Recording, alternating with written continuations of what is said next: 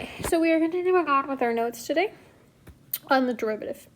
So remember that there are several ways to indicate that I am taking a derivative. So if I'm given a function y or f of x, remember the first two that we kind of talked about were either I could take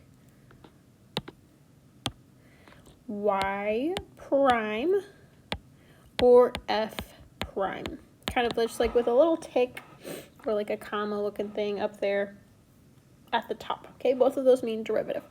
The one that we didn't quite talk about, but which is also a pretty standard notation, is dy over dx. So that stands for the derivative of y with respect to x. So it's telling us what we are taking the derivative of and what is in the equation. So in this case, x's. Also remember that a derivative tells us the slope of the tangent line at a given point. This idea that the derivative is the slope of the tangent line is a very important one and one that we need to keep in mind. When we want to write equations of tangent line, it is important to remember that the tangent line is just a line. Okay? And to write a line, there are always two things that we need. We talked about this last time. We need a point and we need a slope. So my point is going to be a comma f of a. That's just me plugging in my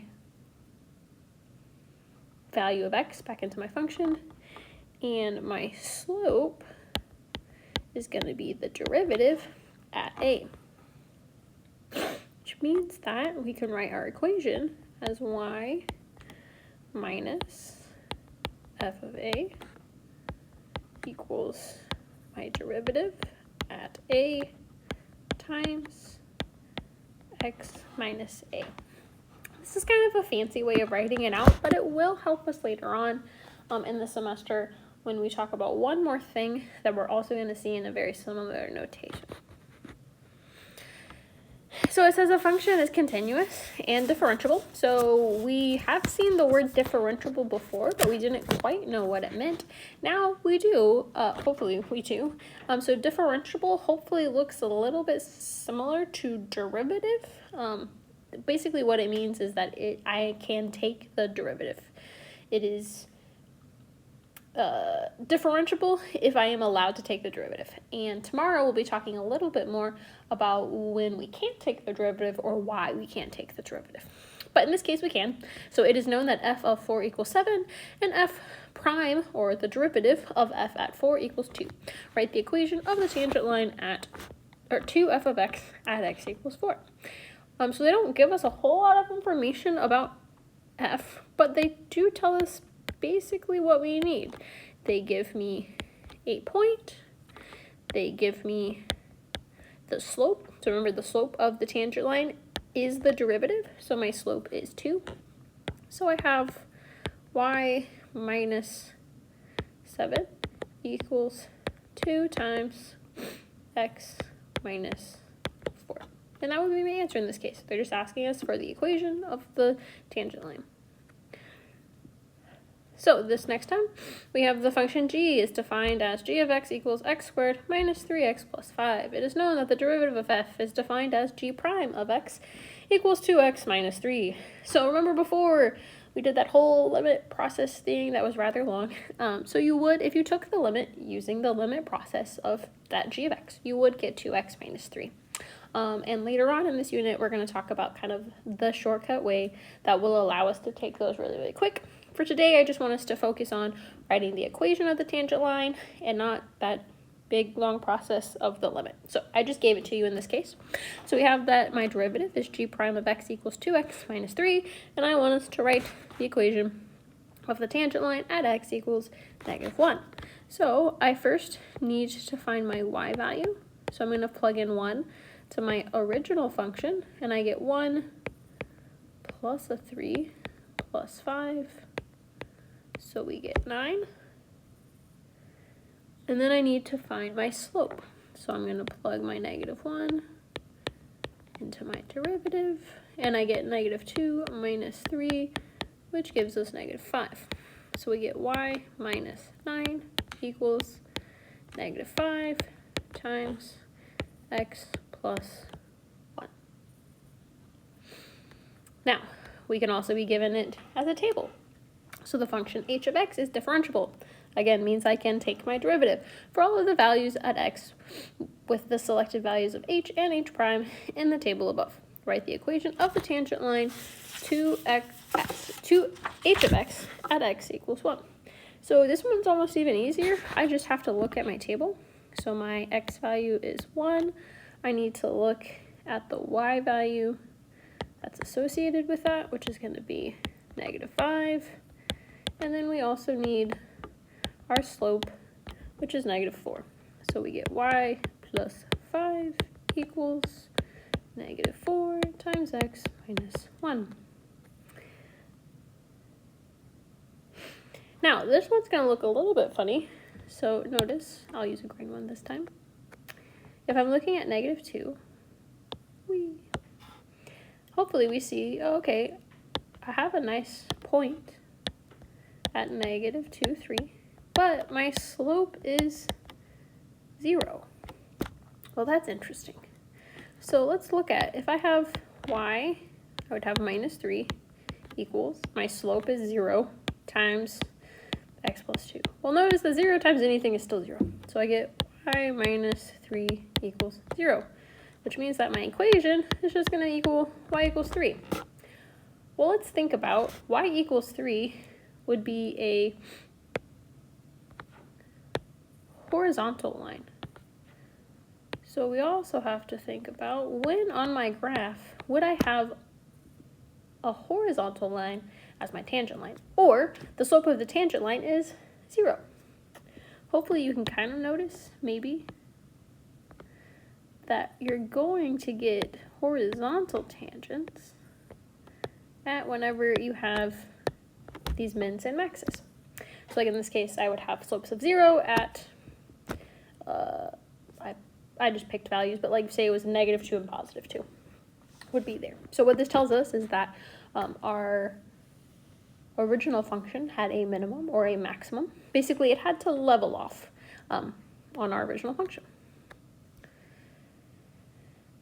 All right, so next up we have let k of x equal x squared plus 5x minus 3. Write the equation of the tangent line to k of x when x equals 3.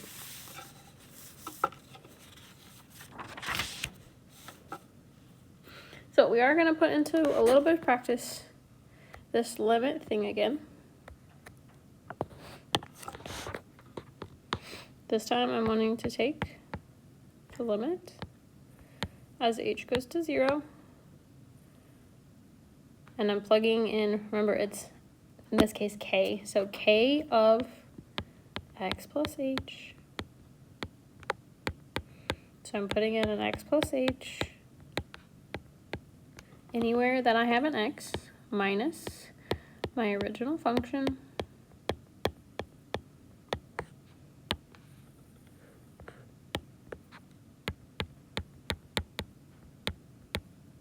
we would have to do a little bit of simplifying. So I get x squared plus 2xh plus h squared plus 5x plus 5h minus 3 minus all of our f of x stuff still.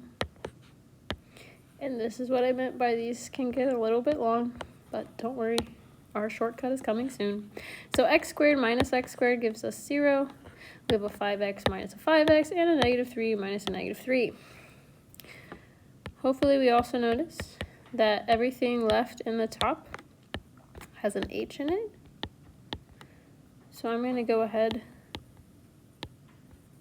and factor that out, because notice that even if I did direct substitution from here, we would still get 0 over 0. But once I reduce my h's,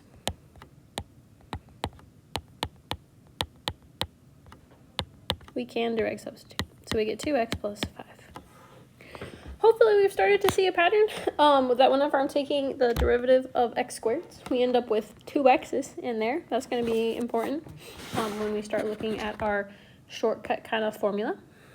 But remember, in this case, I'm wanting to write my equation, so I first need my point. So I'm going to plug in my 3 into my original function. So I have 9 plus 15 minus 3. So we get 24 minus 3, which gives us 21.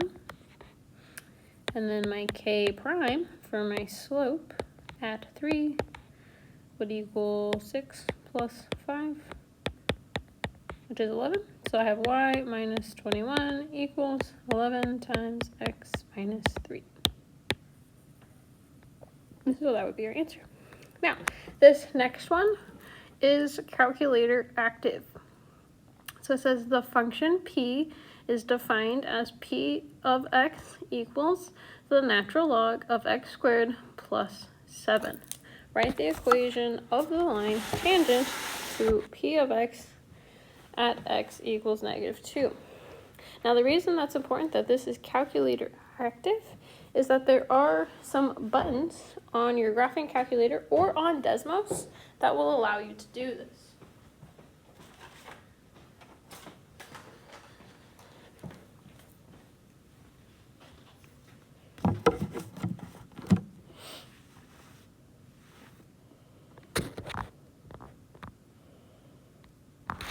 All right. So we have a function and we're wanting it to be at e squared, okay?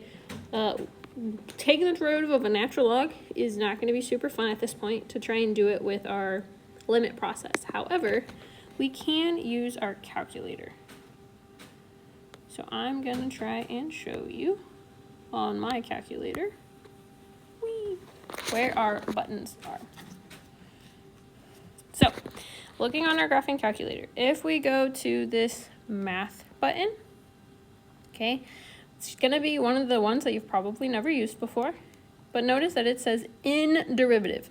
The in stands for a number, the second part stands for a derivative, and then I'm just going to click enter. I now have this like notation of d over dx, which should look familiar because remember we kind of used that notation a minute ago. Remember, I want to take the derivative with respect to x. So what we're going to do now is just type in my function, which was the natural log of x squared plus 7. So I'm going to type in my natural log. I'm just using my variable one. So x squared, and we had a plus 7. Now, notice that it does have an x equals. So this will only allow you to take the derivative at a particular value. Okay, so I do have to like plug in a number there. It will not just take derivatives of general things. And so we wanted to take the derivative, I believe, at e squared. Yes, e squared. So I'm going to type in my e squared, and I get 0.2399. Now remember, in calculus, we're going to round to 3 decimal places, and if my third decimal place would round to a 10, we add that to our next, so we get 0.240. We can also do this in Desmos.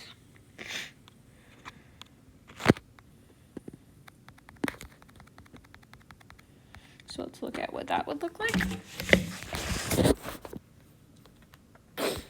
So on your graphing calculator,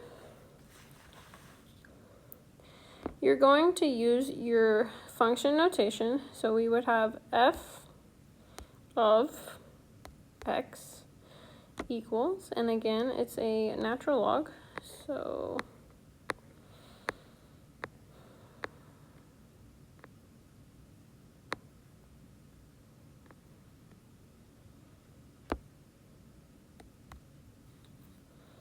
natural log of x squared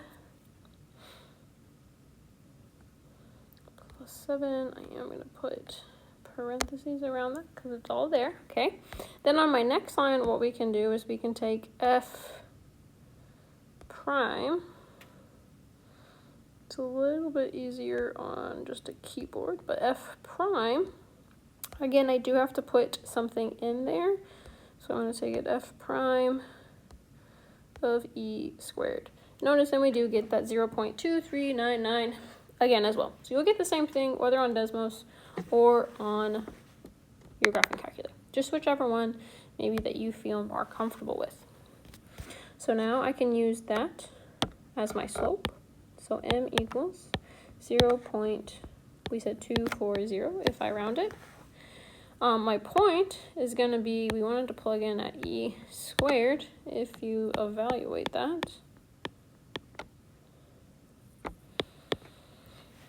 this time I'm just plugging into my calculator the original function, so I'm looking at the natural log.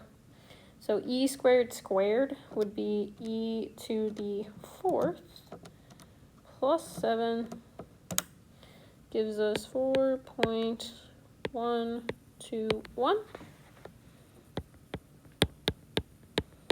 And so then we can write our equation.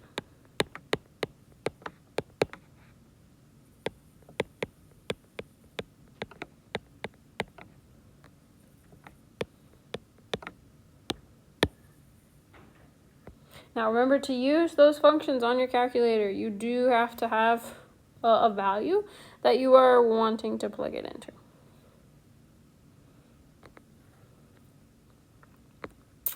Next up, we want to look a little bit more at what our derivative can tell us. So the other way that we can think of it, so remember that slope can also be written as rate of change. So we're looking at the slope of the tangent line, which is also the rate of change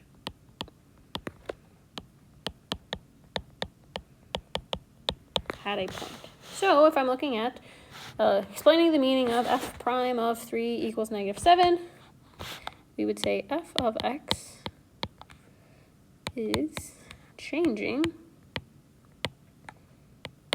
You could even say decreasing because it's a negative at a rate of -7 at x equals 3. So the derivative of a function at a point tells us the slope of the line tangent to the curve at that point. Sometimes we might not be able to find the direct or exact derivative. In these cases, we will approximate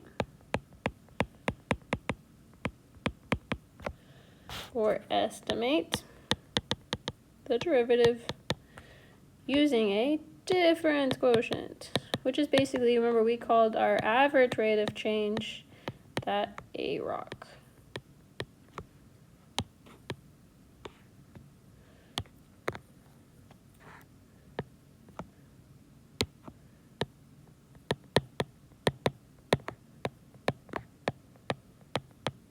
And basically the difference quotient is just the part of your derivative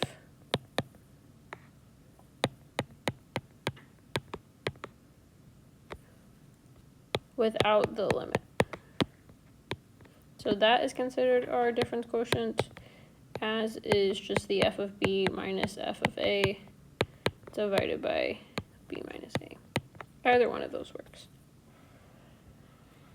So if we're given a table of values, we're going to use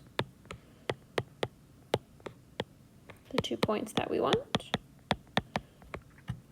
If we're given a graph, we can calculate the slope.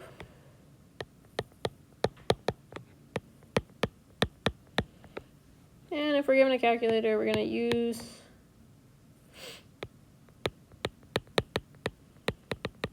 derivative function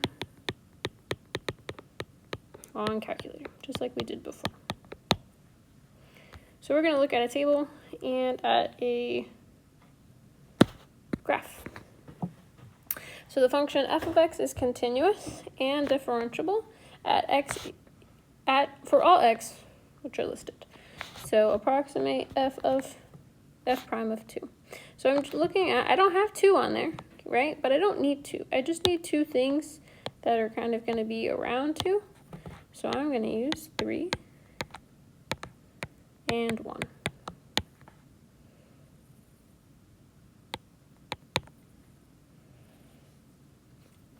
So I get 1 minus a negative 2 divided by 2, which just gives me 3/2. I want you to choose 2 of them on the next one to estimate 5, and you should end up with just 1. Looking at a graph, okay, if I wanted to estimate at negative 2, I'm looking at this point right here. If I were to draw that line,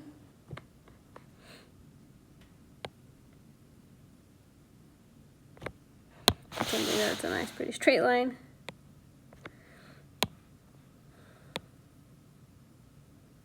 I'm kind of just estimating through that point, which is harder to draw than you would think. There we go, that's better. Which is a little bit hard to do. Basically, we should see that it is very, very steep at that point. That's a little bit, okay? So we're looking for something that's very, very steep. If you were able to get out like a straight edge and kind of measure it off, you're looking for something pretty large there.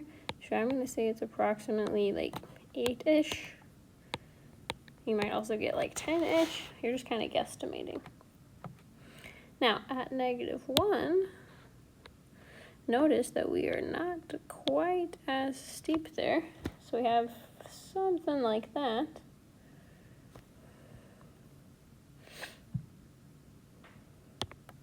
So I would be estimating that that is closer to, say, 3/2 instead. Again, if you wanted to find 2 points on that line, you could find your slope between those 2 points. But again, this is just an estimation.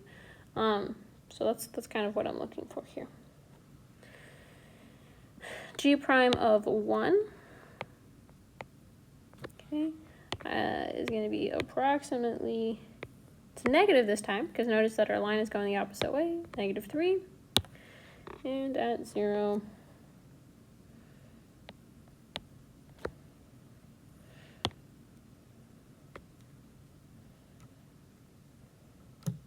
again, we are negative, and I would probably say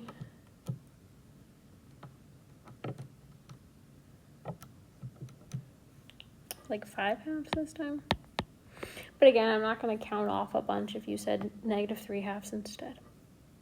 Now remember, we did talk about earlier at what values, okay, we would equal 0. So remember, we're going to equal 0 when we have horizontal tangents. So in this case, that's going to be at approximately, what are we looking at? Negative maybe 0.8-ish or 9-ish, and at approximately 2.2-ish. Now on these last couple, again, I showed you where the derivative button is, so I want you to practice with your derivative button and make sure that you are able to get out the same buttons that I get, whether you're using the Desmos or your graphing calculator. So on this first one, you should get 0.3. On this second one, it's actually exactly